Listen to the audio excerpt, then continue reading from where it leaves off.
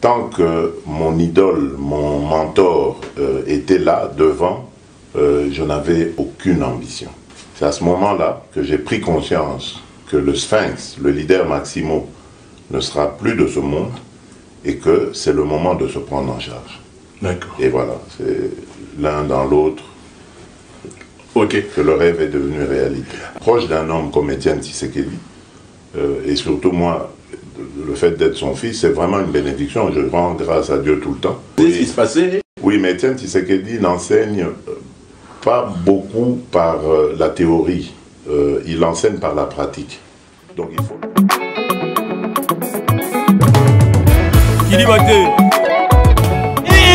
Balobi ban Afrique, ban Europe, ban Amérique, ban Asie, ban Océanie.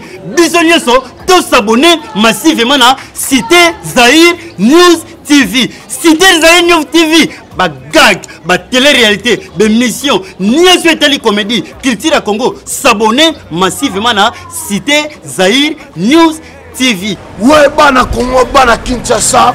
Balobi tous s'abonner à la meilleure chaîne. Meilleure chaîne. Comment la nini Cité Zahir News TV. Nga vu de loin na s'abonner et bongo yo s'abonner massivement na Cité Zahir News TV. Ayuna Cité Zahir News TV.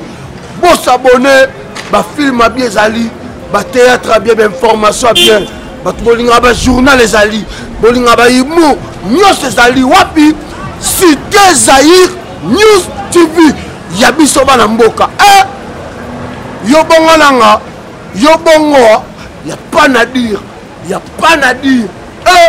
Boya bongo, boya bongo, boya bongo. Cité Zahir News TV, boya bongo. Kilibate, Barubi, Moutoua qui mettait, Moutoua j'ai pété. Pour la Cité Zahir News TV. Répétez. Non, répétez, non, il y a répétez, non, répétez. Non, mais bien Cité Zahir News TV. Et là, nous. Et j'ai cité Internet. Shit. Shit était shit. Shit. Na kizengte so bazo pe bazo bano ndenga ozo mema on ndenga bisa nazali kizengte ozali banga zadi Cité Zahir News TV ezali nini iza chaîne Rushu ezali chaîne Rushu Cité Zahir News TV ezali Cité Zahir News TV ezali yana ezali ya Yves Cristiano Nakatala ezali Cité Zahir News TV ezali ya Yves Cristiano Nakatala. Nagayi tsabandiku na ibakite na yibi eyi nini oza luka oyibake papa dienzi na papa mojokele bakumi wapi mais esi oyiki pasi tuzali na Cité Zahir News TV ya Yves Cristiano Nakatala. Tala siko bilo bolinga kutala kombo chani kombo le ikombo akwalo chani kombo le Nakatala awa nde bukutala bagaka baptiat ba odingo tala bemission odingo tala sport beaucoup ma sportif odingo tala politique beaucoup ma politique soki pe olingo tala bishobat tala net mutoi Taille la sadi. Musique Liboso. On travaillera nos forts, on travaillera bien. Kilibate.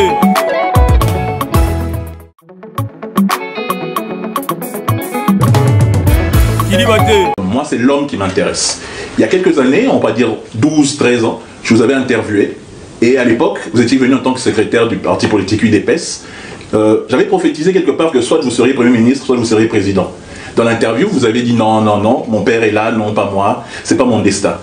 Juste sur cette petite parenthèse, parce que les gens verront la vidéo que je vous aurai envoyée, mais que je montrerai aussi aux téléspectateurs. Il s'est passé beaucoup de choses depuis. Qu'est-ce que vous pensez du fait que vous ayez un destin? À cette époque-là, vous n'y croyez pas, mais aujourd'hui, vous avez un destin exceptionnel. Votre avis sur ça, sur ce petit destin-là? Ben, c'est la preuve déjà que c'est Dieu qui est le maître des temps et des circonstances. Donc ça, c'est clair. Effectivement, je suis très sérieux, ceux qui me connaissent peuvent le témoigner. tant que mon idole, mon mentor était là devant, je n'avais aucune ambition. Donc, mon ambition pour cette responsabilité que j'ai aujourd'hui, que j'assume aujourd'hui, est née un certain 1er février 2017. C'est à ce moment-là que j'ai pris conscience que le Sphinx, le leader Maximo, ne sera plus de ce monde et que c'est le moment de se prendre en charge. D'accord. Et voilà, c'est l'un dans l'autre. Ok. Que le rêve est devenu réalité. Alors, la question, celle que je vous pose, je vais parler de l'homme. Comment est-ce qu'on se sent, parce que les téléspectateurs de chez Francis aiment l'histoire, l'homme, le cœur. Comment on se sent quand on est né dans une famille comme celle des Tshisekedi? Comment on se sent quand on est le fils du leader Maximo, l'opposant éternel et l'opposant historique au président Mobutu et tout? Comment vous avez grandi avec vos frères qui étaient devant vous, et vous avec cette pression-là? Parce qu'on ne le veuille pas, vous n'étiez pas comme tout le monde. Déjà, rien qu'à la naissance, et comment vous avez grandi? Oui, c'est vrai que... Enfin, moi je me considère comme quelqu'un qui est béni, parce que de tout temps, moi j'ai jamais vécu dans le besoin. J'étais à l'abri du besoin. J'ai eu des parents qui ont su nous prendre vraiment en charge sans être dans l'opulence, hein. Mais on avait tout ce qu'il nous fallait. La bonne vie, les bonnes écoles, enfin on avait ce qu'il fallait, il n'y avait pas de... et malgré ça, on nous enseignait le respect des valeurs, d'honnêteté, de droiture, de respect de l'aîné, de la famille, de respect et de l'amour de l'autre, du prochain, etc. Les valeurs chrétiennes qu'on nous enseignait, on a grandi là-dedans. Nos grands-parents maternels et paternels étaient très exigeants avec leurs enfants, qui ont transmis cela à leurs petits-enfants, nous, donc. Et voilà, donc c'est comme ça qu'on a grandi. Donc j'estime que c'est vraiment une bénédiction, surtout d'avoir été proche d'un homme comme Étienne Tshisekedi. Et surtout moi, le fait d'être son fils, c'est vraiment une bénédiction. Je rends grâce à Dieu tout le temps. Et je crois que si Tshisekedi n'avait pas existé, je ne crois pas que je serais aujourd'hui président de la République. Mais est-ce que... C'est lui, c'est grâce à lui. Je suis dans la continuité de son action. J'essaye de m'imaginer à tout moment ce que lui aurait pu faire à ma place en ce moment. Et voilà, c'est ce qui m'aide à avancer. Est-ce qu'il vous enseignait la politique? Il vous disait ce qui se passait? Oui, mais Étienne Tshisekedi n'enseigne pas beaucoup par la théorie. Il enseigne par la pratique. Donc il faut le connaître. Il faut avoir échangé avec lui, connaître son état d'esprit. Bon, j'avais peut-être un peu plus de facilité parce qu'il y avait cette filiation. J'ai beaucoup discuté avec lui, surtout au début de son combat. Moi, j'étais à ce moment-là l'aîné, parce que mes deux aînés étaient déjà ici en Belgique. Moi, j'étais le plus âgé. Donc, il avait tendance à m'expliquer un peu les choses qui arrivaient, qui n'étaient pas agréables. On ne va pas refaire l'histoire. Mais c'est grâce à ça que moi, j'ai forgé mon caractère, ma culture politique, et voilà. J'ai ma sous-question pour terminer, pour conclure. Comment vous êtes, enfin votre sensation d'être quelque part, bon, on va pas dire piégé, mais vous êtes au milieu de toutes les pressions. Vous devez déjà faire de l'héritage d'Étienne Tshisekedi. Votre propre mère, c'est une politicienne aussi aguerrie. Vous êtes le représentant du parti politique historique de l'opposition, l'UDPS, depuis 37 et quelques années. Le peuple était content et est resté longtemps à assister à votre prestation de serment et a beaucoup d'espoir en vous. Vous êtes au milieu d'intérêts économiques entre l'Union européenne et les États-Unis qui se disputent le Congo à travers vous. Vous êtes là, vous devez reconstruire le Congo dans votre tête. Comment on se sent quand on est au milieu de tout ça? Vous dormez comment? Vos journées tiquent, c'est-à-dire je me dis, mais quelque part, et puis vous êtes dans une cohabitation un peu compliquée, comment vous êtes? Votre état d'esprit, c'est comment? C'est vrai que c'est pas évident, mais c'est ça aussi ce que Étienne Tshisekedi a réussi à faire en moi, à forger en moi. Il le sait peut-être pas là où il est, mais c'est ce caractère-là de résistant, de le voir. Parce que moi, je me posais déjà ces questions-là à son époque sur lui, en me disant comment il fait. Mais je dois vous dire que c'est pas évident. C'est pas évident et il faut beaucoup se ménager. Parce que la santé, oui, elle est importante. Il faut beaucoup se ménager. Ce n'est pas du tout évident. Et je peux vous le dire vraiment, à coup sûr, moi, je ne vais pas m'éterniser au pouvoir à cause de ça. Parce que j'ai découvert vraiment que c'est un homme normal ne peut pas faire plus de 2 mandats s'il veut rester en bonne santé dans ce pays-là, à la tête du Congo. Mais comment vous gérez les pressions?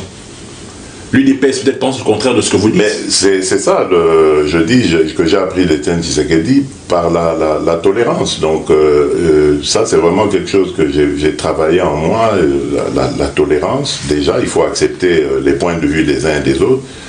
Par le contact, il faut rencontrer les gens, il faut discuter, il ne faut pas se couper des gens. Parce que là, la pression risque de s'accentuer, parce que vous ne savez pas ce qu'ils pensent. Il faut savoir ce que pensent les gens, il faut parler aux gens.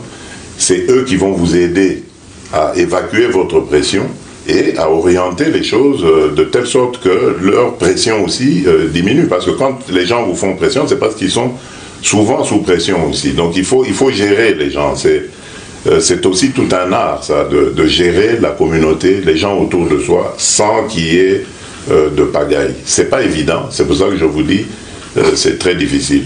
On dort très peu quand on est chef d'État, on dort très tard, et c'est un peu ma vie. Donc il m'arrive des fois de dormir le matin et de me réveiller l'après-midi.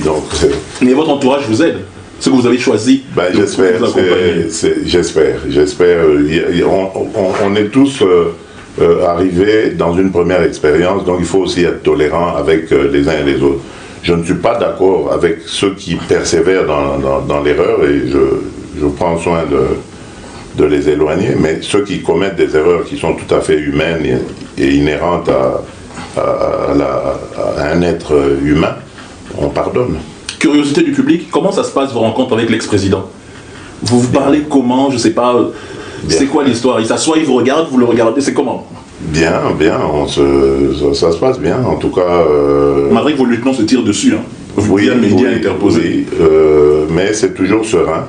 Bon, vous savez que c'est pas un homme très expressif, très agité non plus. C'est quelqu'un qui vit tout de l'intérieur. Donc, même quand il n'est pas content de quelque chose, il ne le fait pas vraiment voir directement. Mais on sent que là, on est dans une zone de tension.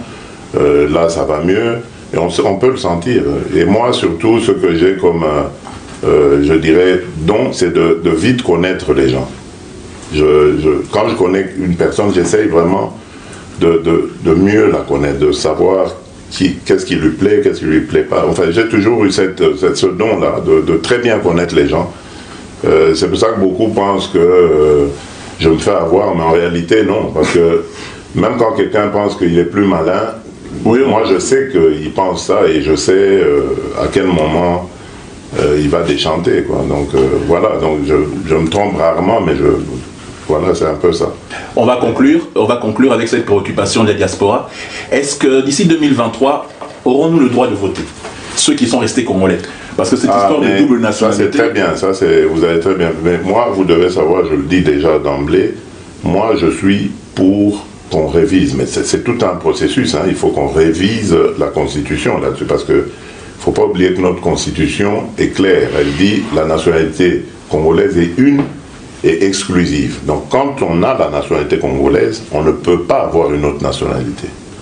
Donc ce qui est très difficile pour les Congolais d'origine, devenus autre chose, de revenir au Congo, parce qu'à partir du moment où ils sont devenus autre chose, ils ne peuvent plus être Congolais. La nationalité congolaise, on ne peut pas l'avoir en partageant une autre.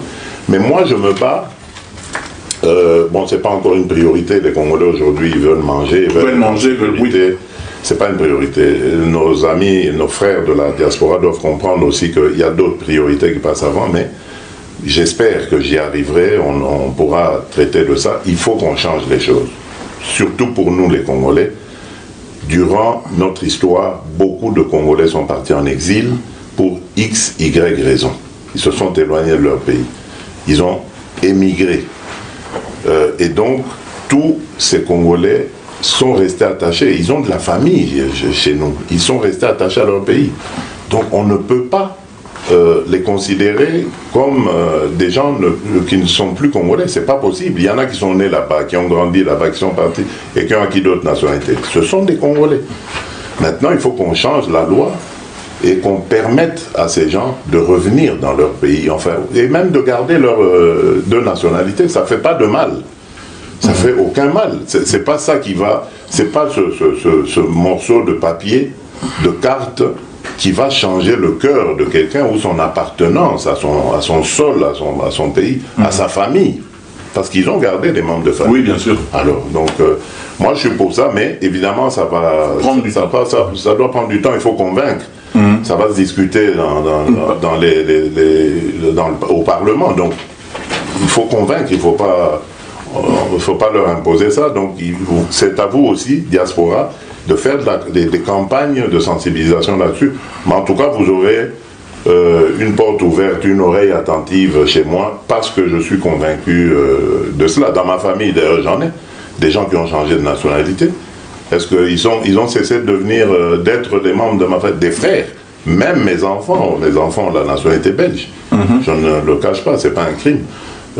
Est-ce qu'ils ont pour autant cessé d'être mes enfants? Et est-ce que quelqu'un peut me dire aujourd'hui que moi je peux aller au Congo parce que Congolais et mes enfants ne peuvent pas me suivre parce que Belge? Non. Donc on doit adapter cela. Et beaucoup sont devenus d'ailleurs, ont changé de nationalité, contraints et forcés. Hein. Beaucoup à l'époque, je connais la loi ici en Belgique, beaucoup sont devenus belges parce qu'ils n'avaient pas d'autre choix. Soit ils étaient expulsés parce que leur bulletin d'études est fini. Non, leur demande de statut de réfugié avait été refusée, rejetée. Et comme ils avaient passé quand même suffisamment de temps ici pour devenir belges, ils optaient pour la nationalité. Donc, des gens pareils, vous n'avez pas dit qu'ils n'ont plus le droit de se considérer comme Congolais. Ce sont des Congolais. Merci en tout cas, Excellence. Moi, je vous remercie. Si vous avez un mot de la fin pour ceux qui vous ont suivi à travers les médias de mes différents confrères et tout, par rapport au bilan de mi-mandat, et ceux qui attendent beaucoup de vous, parce que comme l'avait dit un de mes grands frères ici présents, c'est vous qu'on verra à la fin. Même si vous êtes en cohabitation, je ne sais pas si les autres vous aideront à réussir, sinon ils risquent de ne plus revenir. Mais j'ai entendu votre réponse, vous avez dit, vous tenez à ce que ça tienne le plus longtemps possible, mais si ça ne va pas, vous êtes prêt à faire tout ce qu'il faut possible. Vous savez, les autres dont vous parlez, donc nos alliés de coalition, je leur ai déjà dit ça, que ceux qui jouent à ce jeu stupide de vouloir entraver mon action, mais c'est la branche sur laquelle ils sont assis qu'ils scient eux-mêmes. Parce que mon échec sera encore plus aggravé chez eux. Et j'ai toujours donné une image en leur parlant de ça. Je dis, nous irons au purgatoire. Parce qu'on va nous reprocher de les avoir fréquentés. Mais eux, ils iront en enfer. Donc, c'est le mot de la fin. Merci, Excellence. J'espère qu'un jour vous nous inviterez à Kinshasa à faire une interview beaucoup plus longue, parce qu'on en a fait le Vous êtes déjà invité, donc c'est à vous maintenant de prendre... Excellence, c'est la télé, hein, c'est filmé. Si vous dites que vous êtes déjà invité... C'est une promesse, je vous dis que vous êtes déjà invité, l'invitation est lancée, vous êtes tous là. C'est à vous de me dire quand vous voulez venir, et on arrange ça, vous venez à Kinshasa. Aujourd'hui, tout le monde peut rentrer à Kinshasa. Il n'y a plus d'exilés politiques. Il y a exilés pour études, pour soins et compagnie. Pour soins, pour travail et tout ça. Bon, mais en tout cas, le Congo est ouvert à tout le monde. Merci de la part de nos téléspectateurs. Merci.